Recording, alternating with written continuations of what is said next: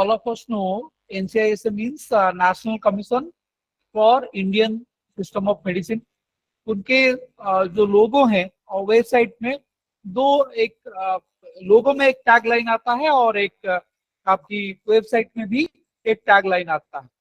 सो website में जो पहले ये जो टैग लाइन आप देख रहे हो यहाँ पे, let me take out the pen. Okay, ये जो टैग लाइन आप यहाँ पे देख रहे हो ये पहले उनके लोगों पे होता था, but now they have changed प्राणाभिसरः प्राणायातनानम. अभी ये टैग लाइन उनके जो ओपनिंग पेज है वेबसाइट का उस पे आता है, ये आपको याद रखना है.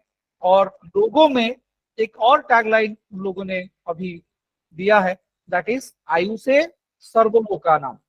जस्ट इन केस ये इसको आप एक जनरल नॉलेज की क्वेश्चन मान सकते हैं या ऐसे क्वेश्चन आना कोई बड़ी बात नहीं है. इसकी टैग लाइन या इस तरह से the tag line in their logo, तो ये आपको ये दोनों चीजें थोड़ा टिपिकल है और ये आपको याद रखना है. जो वेबसाइट में टैग लाइन आता है दैट इज प्राणाभिसरः प्राणायातनानम.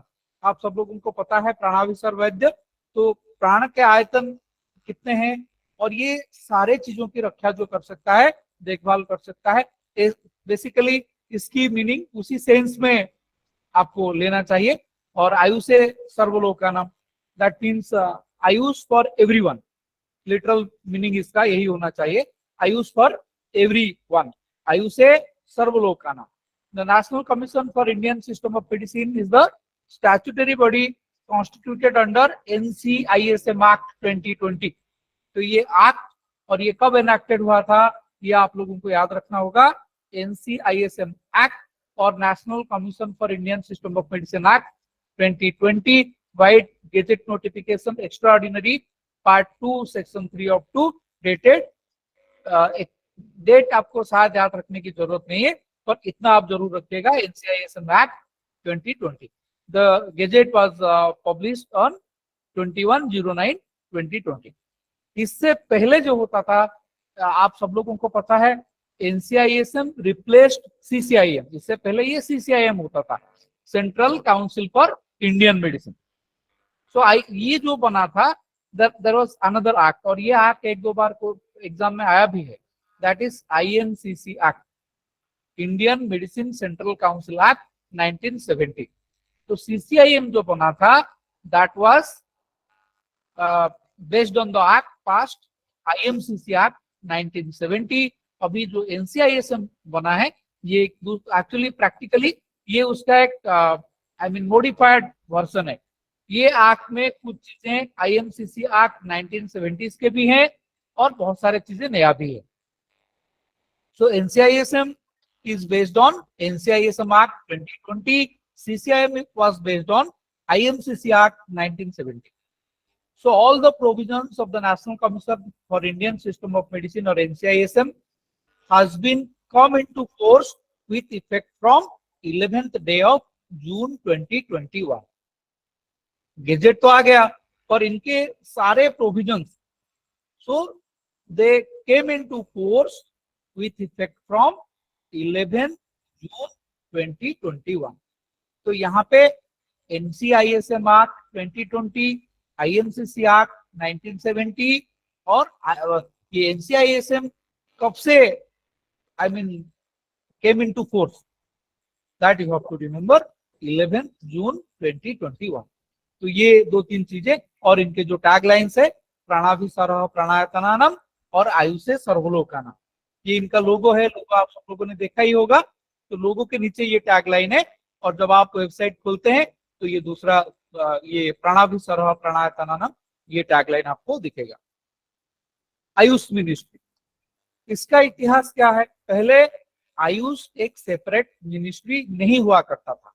सो ये department of Indian system of medicine and homoeopathy, ISM&H, department of Indian system of medicine and homoeopathy, form in the year 1995. तब ये एक डिपार्टमेंट हुआ करता था under the ministry of health and family welfare. Separate ministry AYUSH की नहीं थी. So department of Indian system of medicine and homoeopathy, ISM&H, was formed in 1995. It was then renamed as the Department of Ayush. उसके बाद इसको rename किया गया during नवंबर 2003. आयुष में जैसे आप लोगों को पता है आयुर्वेदा, योगा एंड नेचुरोपैथी, यूनानी, सिद्ध and homeopathy. So all these systems they came into one umbrella और उस डिपार्टमेंट को आयुष डिपार्टमेंट के नाम से जाना जाने लगा. तो ये रीनेमिंग का काम जो है 2003 में हुआ था. The ministry of Ayush was form on the 9th of November 2014. ये इंपॉर्टेंट है. तब जाके आयुष का एक सेपरेट मिनिस्ट्री हुआ. इससे पहले आयुष का सेपरेट मिनिस्ट्री नहीं होता था. So AYUSH minister AYUSH ministry become a separate ministry, independent ministry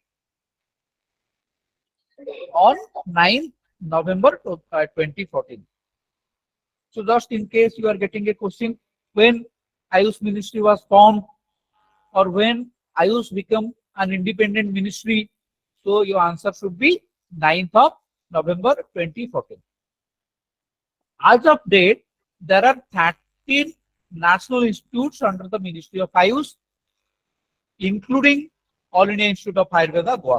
अब ये मैं क्यों कह रहा हूं, अगर आप आज की डेट में आयुष मिनिस्ट्री की वेबसाइट खोलेंगे उनमें गोवा का नाम नहीं है, All India institute of Ayurveda Goa का नाम नहीं है. So there are only 12 national institute. 12 national institute का नाम है और हम सब लोगों को पता है द लाटेस्ट इन लोगों में जो यंगेस्ट नेशनल इंस्टीट्यूट है that is all India institute of Ayurveda Goa. अगर इसका नाम हम इंक्लूड करते हैं 13 national institute under the ministry of AYUSH including all India institute of Ayurveda Goa. First AYUSH minister Shripad Naik. जब आयुष मिनिस्ट्री पहले बना, एक सेपरेट मिनिस्ट्री बना, जो हमारे देश के पहले आयुष मिनिस्टर थे वो है श्रीपद नायक. तो ये आपके लिए एक जनरल नॉलेज का क्वेश्चन हो सकता है. प्रेजेंट आयुष मिनिस्टर, नॉर्मली जहां तक मैंने देखा है प्रेजेंट आयुष मिनिस्टर या ये नहीं पूछा जाता, क्योंकि इन चीजों में क्या है क्वेश्चन जब से बनता है और एक एक दिन में भी चीजें बदल जाते हैं. तो इसलिए प्रेजेंट आयुष मिनिस्टर या कोई इस तरह की चीजें नॉर्मली कॉम्पिटिटिव एग्जामिनेशन में नहीं पूछा जाता. आपने क्वेश्चन पूछ लिया, एग्जाम के डेट तक हो सकता है ये मिनिस्टर तब तक ना हो. तो इसलिए करेंट जो मिनिस्टर्स के नेम नॉर्मली नहीं पूछा जाता. लेकिन just in case you are asked, present AYUSH minister is Sarbananda Sonowal. First AYUSH minister definitely it is important. जब आयुष मिनिस्ट्री पहले बना तो श्रीपद नायक जी हमारे देश के पहले आयुष मंत्री बने. Present AYUSH minister is Sarbananda Sonowal.